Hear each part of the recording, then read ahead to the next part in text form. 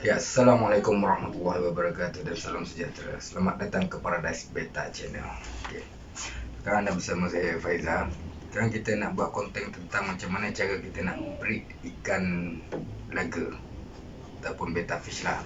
Untuk tahu macam mana cara untuk breed, apa yang perlu disediakan, apa yang perlu ada, apa yang perlu buat, untuk apa, kenapa, semua.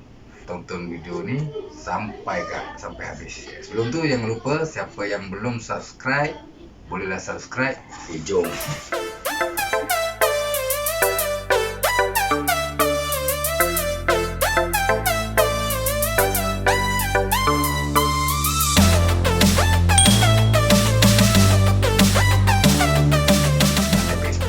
Okay, so macam biasa, sebelum kita nak breeding, apa yang perlu kita sediakan.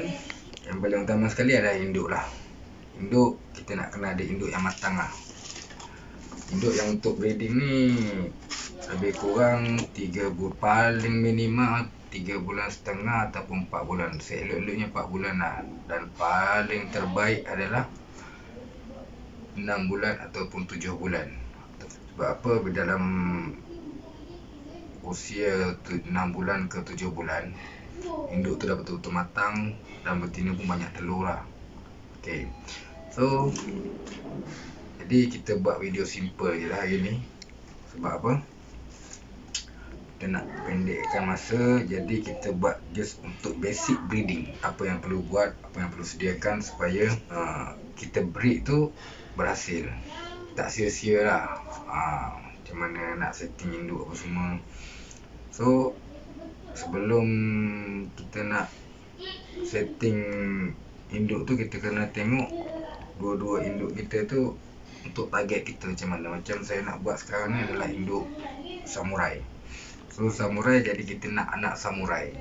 Untuk anak samurai, kita ambil induk samurai. Jadi dekat sini saya bagi tips sikit lah macam mana nak setting untuk dapatkan induk samurai yang cantik berdasarkan pada pendapat breeder-breeder lama lah, otai-otai breeder.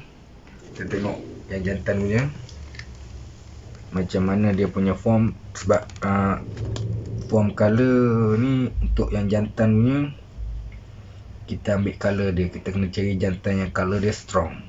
Yang untuk betina pula, kita kena cari yang dia punya skala warna dia, sekata ataupun pola warna dia, untuk mendapatkan anak samurai yang betul-betul ikut pada spek samurai. So kita kena ambil yang samurai punya separuh, dia tak full body lah, macam Black Dragon apa semua lah.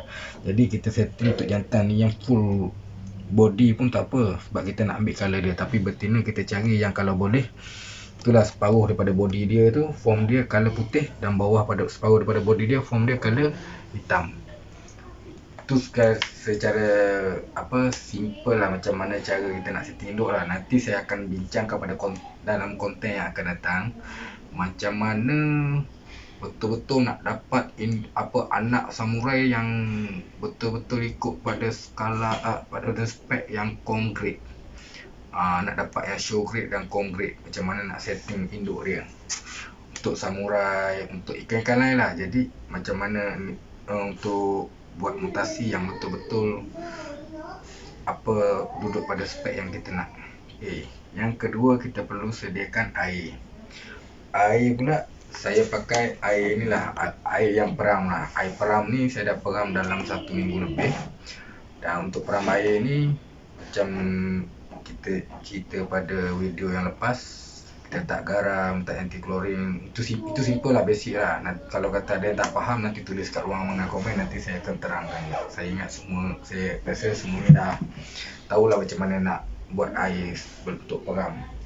Jadi kita akan pakai air peram ni, jadi kita akan tuangkan dalam bekas. So air kedua bekas sebenarnya dia nak bekas kecil je, tak boleh bekas besar. Sebab apa? Dia akan meletihkan jantan untuk mengejar betina untuk dalam proses breeding.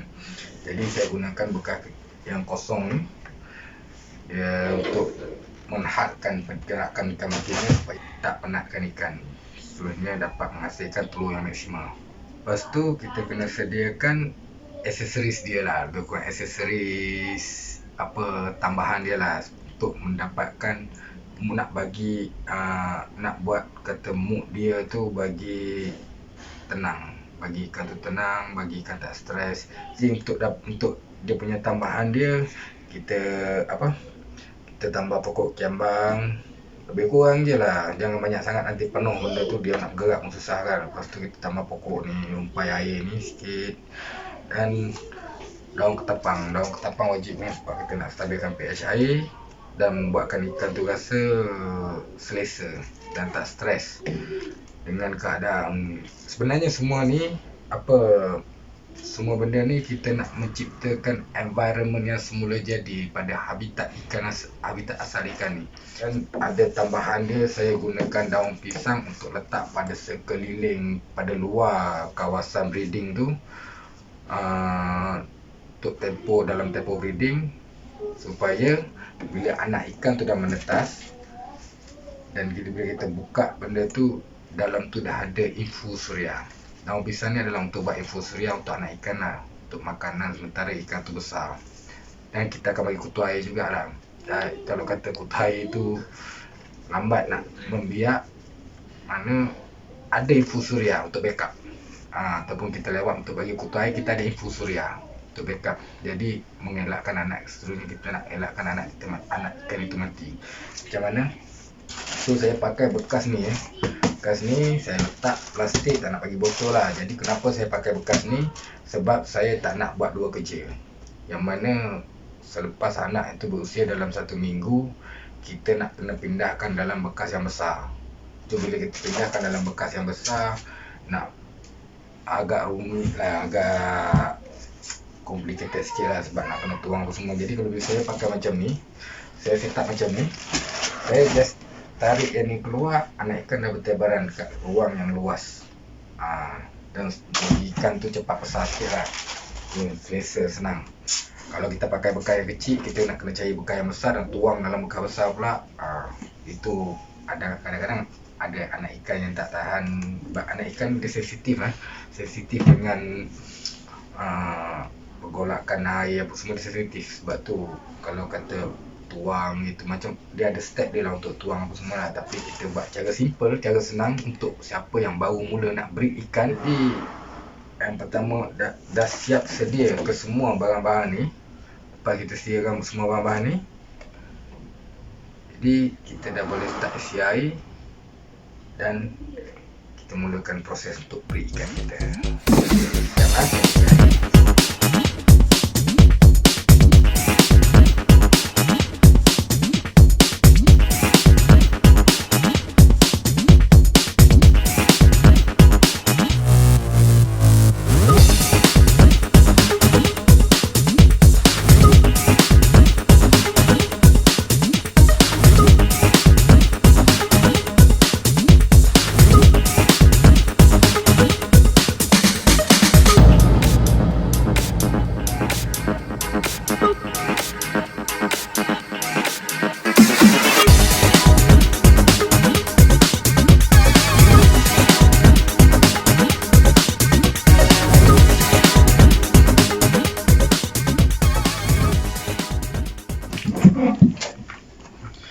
Sebenarnya sekarang saya pakai plastik yang hitam. Patut seelok-eloknya pakai plastik yang putih lah, supaya kita senang untuk nampak anak ikan.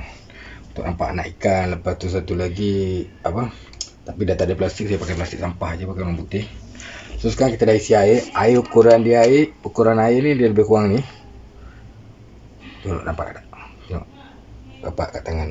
Lebih kurang ni Ini untuk ukuran ikan plakat lah. Kalau untuk ahmun, kalau boleh tinggikan sikit lah untuk ahmun. Kalau untuk plakat tak apa, sebab ahmun nanti kan dia tak selesa dengan sirip dia atas bawah apa semua kan. Lepas tu kita letak daun pisang ni depan. Kita letak daun pisang ni kat tepi-tepi ni kat tepi-tepi ni untuk buat infusoria lah. Ni kita tutup habis, jangan bagi masuk cahaya. Jadi dalam masa 2 hari infusoria tu akan terjadi, dan dalam masa yang lama lagi infusoria tu akan banyak. So kita letak daun ketapang sikit. Kat sini kita tak letak air ketapang apa semua, sebab kita tak nak air dia keruh sangat. Air dia pekat sangat ketapang, nanti ikan Anak ikan susah nak nampak. Okey, sebelum tu saya lupa, satu lagi kita perlukan satu bekas untuk tutup dia.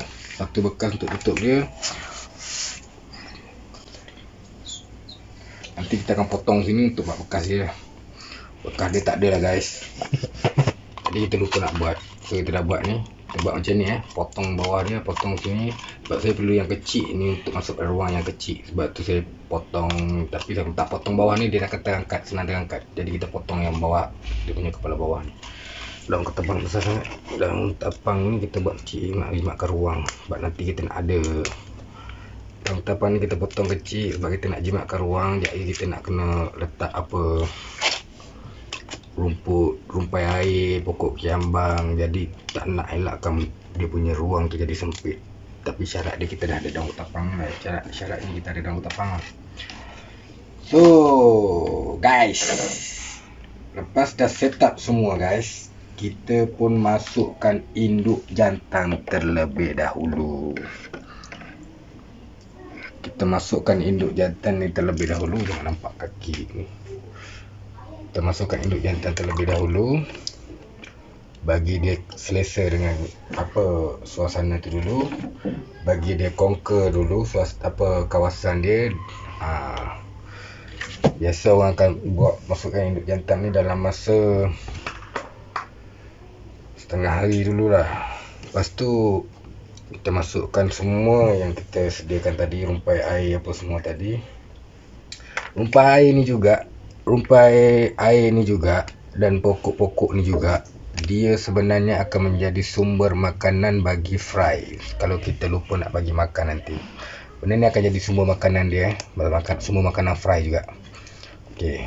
Satu lagi, dia menjadi tempat bila dah bertelur nanti, dia menjadi tempat untuk ikan betina lagi. Kalau kata ikan jantan nak bantai ikan betina, nanti ikan betina akan lari menyorok dekat rumput-rumput tu lah. So ikan jantan tak ni sangat lah. Okey, sebelum saya lupa, kita kena letak alaskan plastik kat atas supaya dia punya telur tak lari ke sana ke sini. Lupa lah. Dekat sini saya memakai bubble wrap. Sebab apa saya memakai bubble wrap? Senang untuk setting sebab plastik bubble wrap ni tak akan tenggelam di dalam air. Okey, tadi saya lupa nak letakkan plastik ni. Nak tunjukkan plastik. Okey, potong plastik. Saya pakai bubble wrap. Bila kita pakai bubble wrap, dia ada satu tempat yang licin, satu tempat yang ni bulat-bulat. Jadi pastikan yang tempat yang licin tu menghadap ke dalam air supaya ikan nanti bila kita nak angkat apa semua, ikan tak melekat dekat sini. Sebab dia licin kan, telur apa semua. Kalau kata kita pakai ke sini, nanti telur akan lekat celah-celah ni dan jantan tu tak boleh nak susun apa semua. Kadang telur yang dekat atas ni akan tak kena air, dia tak menetas. Jadi kita pastikan yang kita letak ni tempat yang licin. Dia telur ni dia kena air separuh, lepas tu kena udara separuh, baru dia boleh menetas. Supaya telur tu boleh menetas semua lah. Jadi saya akan buat ruang sikit untuk letak ni. So letak ni. Untuk daun pisang dengan daun ketapang ni, pastikan daun pisang dan daun ketapang yang kering bosku.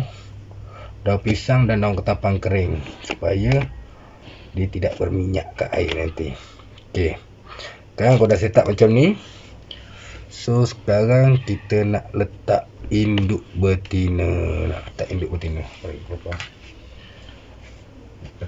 betina, kita nak kurung induk betina tu supaya untuk tujuan perjodohan. Jadi kalau kata kita tak kurung, kalau orang kata kalau tak kurung boleh tak induk betina? Boleh. Kalau tak kurung nak terus masuk pun boleh. Tapi takut tak jadi.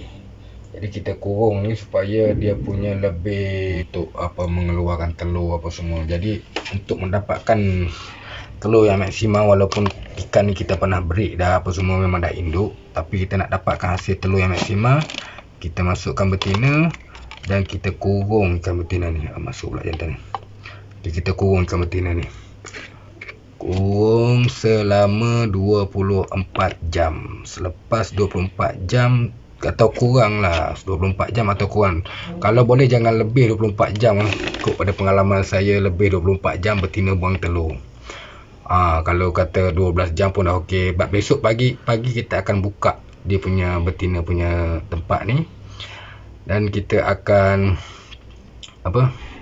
kita akan buka betina punya tempat ni. Okey, dah start. Kita akan start proses untuk dia membuat telur lah. So kalau tengok betina tu tak lari, bermakna peratusan untuk dapatkan telur tu tinggi. Jantan pun tak agresif sangat. Biasa kalau kata betina lari tu kena kurung sampai dia ni. Sebenarnya kurung ni nak bagi dia orang berkenalan, supaya dia orang senang bila masa nak breed nanti. Dia orang ni lah, betina tak lari dan jantan pun tak bantai betina lah. So inilah cara-cara untuk setup untuk breeding lah. Dalam masa pagi besok saya akan buka. So bila saya buka, kita akan tutup. Kita just bagi makan sekali sehari supaya tidak mengganggu proses dia untuk breed. Dan tidak membuatkan ikan tu stres lah. Satu lagi tutup ni untuk buatkan ipung suria lah. Jadi begitulah macam mana setting untuk breed dengan cara yang simple lah. Okey, macam itulah sedikit macam mana cara kita nak breed ikan. Seterusnya kita nak tutup dia. Setelah tutup dia supaya dia tak terganggu dalam proses pengenalan. Besar betul. Supaya dalam proses untuk kenalan tu dia tak terganggu. Seterusnya buatkan dia selesa lah dengan environment yang dengan tempat yang kita sediakan tu, supaya dia orang selesa dan biasa dengan tempat yang sedia tu. Lepas tu dia orang boleh melancarkan proses untuk breeding. Jadi itu saja. Ya bos, itu saja konten kita untuk hari ini. Dan saya akan update nanti dari masa ke semasa, macam mana jadi ke tak jadi ke, ada telur ke tak ada telur ke, saya akan update nanti untuk mengetahui perkembangan dia. Terus menanti untuk update yang seterusnya. Sebelum tu siapa yang belum subscribe, sila tekan button subscribe dan tekan button loceng untuk notifikasi update untuk video yang seterusnya. Kalau kata sekorang nak tengok macam mana ikan ni breed jadi ke tak jadi, macam mana anak dia nanti, apa semua lah. Yang penting jadi ke tak jadilah nanti. Tunggu update video yang akan datang. Sebab kita tak nak buat konten panjang-panjang sampai dapat anak fry apa semua, nanti korang pun tengok jemu. Jadi kita orang buat cara sebab mungkin ada yang nak tengok ni sekadar untuk tahu macam mana cara nak setting tempat untuk breeding je. Jadi untuk dapat update yang akan datang tentang fry, tentang telur, tentang macam mana nak kita akan buat update. Jadi apa-apa yang tak lengkap dekat dalam video ni, korang boleh komen dekat bawah ni untuk saya terangkan lagi lebih detail. Kalau siapa yang tak faham boleh komen dekat bawah ni, soalan apa-apa nanti saya akan terangkan dalam video yang akan datang. So saya ingat itu saja konten kita untuk kali ni. Jangan lupa subscribe dan like jika kamu suka pada video ni. Dislike je kalau kamu tak suka pada video ni, tak ada masalah. Dan share video ni andainya korang rasa video ni bermanfaat untuk orang lain dan untuk kita sama-sama jadi breeder. Akan datang kita akan buat kontes berkenaan dengan video, sama ada video ni ataupun video yang sebelum ni. Kita akan buat kontes, kita akan buat quiz, kita akan bagi soalan, dan siapa yang boleh jawab soalan kita akan bagi hadiah. Kalau kata subscribe dah capai pada 100 subscribe, kita akan buat konten, kita akan buat quiz, dan kita akan bagi hadiah kepada siapa yang boleh menjawab dengan cepat. Komen yang paling awal dengan jawapan yang betul, kita akan bagi hadiah lah. Jadi itu saja untuk kali ini. Jumpa lagi pada video yang akan datang. Ya. Terima kasih kepada anda yang sudi menonton video kami untuk kali ini. Jumpa lagi.